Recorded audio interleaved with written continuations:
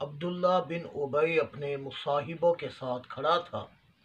ادھر سے صحابہ کرام علیہم رضوان آ رہے تھے، تو یہ اپنے دوستوں سے کہنے لگا، دیکھو ذرا میں ان کے ساتھ کیا کرتا ہوں۔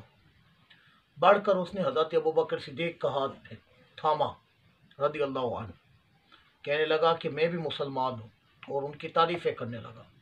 انہوں نے ہاتھ جھڑکا اور چل دیے۔ حضرت عمر فاروق اعظم کا بھی یوں ہی ہاتھ پکڑ کر تعریفیں کرنے لگا، انہوں نے بھی ہاتھ جھڑکا اور چل دیے۔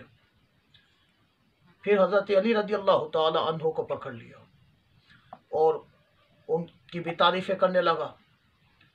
تو آپ کرم اللہ تعالی وجہ الکریم نے کہا، عبداللہ بن ابی باز آ جا، نفاق سے باز آ جا، توبہ کر لے اور حضور علیہ الصلاۃ والسلام کا ساتھی بن کر دونوں جہاں کی سعادتیں پالے۔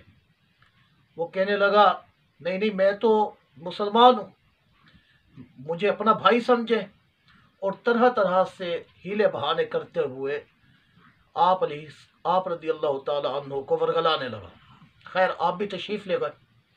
تو بعد میں یہ کھڑے ہو کر اب ٹھٹھا کر رہے تھے کہ دیکھو ہم نے کیسے ان کو جو ہے وہ اپنے رنگ میں اتار لیا، اور کیسے ان کو ہم نے اپنے شیشے میں اتارا۔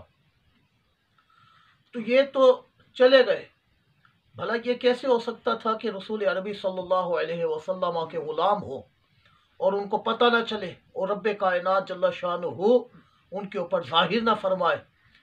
بالآخر رب کائنات نے وحی اتاری اور فرمایا، وَإِذَا لَقُوا الَّذِينَ آمَنُوا، وہ جب ان لوگوں سے ملتے ہیں جو ایمان والے ہیں، قَالُوا آمَنَّا، تو وہ کہتے ہیں کہ ہم ایمان لائے، وہ کہتے ہیں ہم ایمان لائے، ہم مسلمان ہیں۔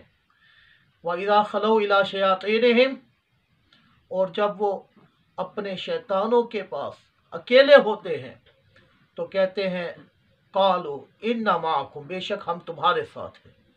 دیکھیے رب کائنات جل شانہ فرما رہا ہے، جب وہ اپنے شیطانوں کے ساتھ ہوتے ہیں، شیطان عربی میں سرکش اور بھڑکانے والا اور بے باک شخص کو کہتے ہیں، بے باک شے کو کہتے ہیں۔ یہی وجہ ہے کہ اس کا اطلاق انسانوں، جنوں اور ہر ایک پر ہوتا ہے۔ تو رب کائنات جل شانہ نے فرمایا کہ یہ شیاطین ہیں، یعنی منافقین جو ہیں یہ شیطان ہیں۔ بھئی کیسے؟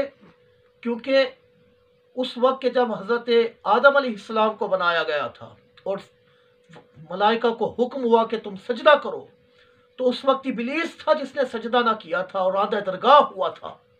آج یہ منافقین جو تھے، یہ حضور علیہ السلام کی عظمت کو نہیں پہچانے، ان کی شان و منزلت کو نہیں پہچانے، یہ ان کو نہیں پتہ چلا کہ یہ تو حریص علیکم بالمؤمنین رؤوف رحیم ہے، یہ تو مؤمنین کے مشقت میں پڑنا ان کے اوپر گرہ گزرتا ہے، یہ تو رحمت للعالمین ہے۔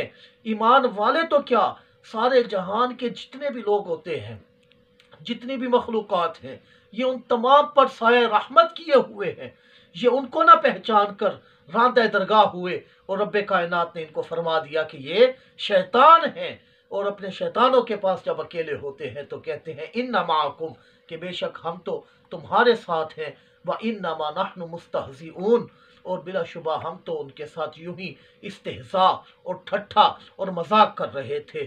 حضرت حسن رضی اللہ تعالی عنہ فرماتے ہیں کہ اللہ تعالیٰ نے ان کے اس نفاق کو ایمان والوں پر ظاہر فرما کر یہ بات بیان فرما دی کہ یہ ان کا ٹھٹھا اور ان کا مذاق ہے، اور رب کائنات جل شانہ نے ان کو اس طرح سے ذلیل فرمایا، اور یہ کہنے لگ گئے کہ ہم جو ہیں وہ رسول اللہ صلی اللہ علیہ وسلم کو دھوکہ دے رہے ہیں، یہ انہیں اور ان کے اصحاب کو دھوکہ نہیں دے سکتے۔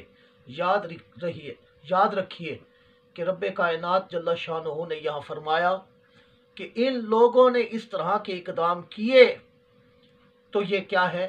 شیطان ہے، کافر ہے، حق سے پھرے ہوئے ہیں۔ پتہ چلا شریعت اور شریعت والوں کا جو انکار کرے اور ان کی توہین کرے تو ان کی توہین کرنا یہ کیا ہے؟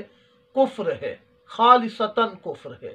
تو رب کائنات نے پھر ان کے جواب میں فرمایا کہ تم کیا استہزاء کرتے ہو؟ اللہ یستہزئ بہم، اللہ تعالیٰ جل شانہ جو ہے وہ ان کے اس مذاق کا انہیں بدلہ دے گا۔ کس طرح کہ وَيَمُدُّهُمْ فِي طُغْيَانِهِمْ، کہ وہ تو ابھی اپنی سرکشی، اپنے طغیان کے اندر بھٹک رہے ہیں، اور یوں ہی وہ بھٹکتے رہیں گے اور فلاح ان کو نہیں ملے گی۔ فلاح اگر چاہیے تو آقا کریم علیہ الصلوۃ والسلام کے قدموں سے وابستہ ہو جائے اور ان کی غلامی کا طوق اپنے گلوں میں ڈال لیں، جبھی تو انہیں عظمتیں ملیں گی، رفعتیں ملیں گی، وگرنہ یہ مقام اور منزلت نہیں پا سکتے۔ اللہ ہمیں آقا کریم علیہ الصلوۃ والسلام کی محبت پر استقامت عطا فرمائے۔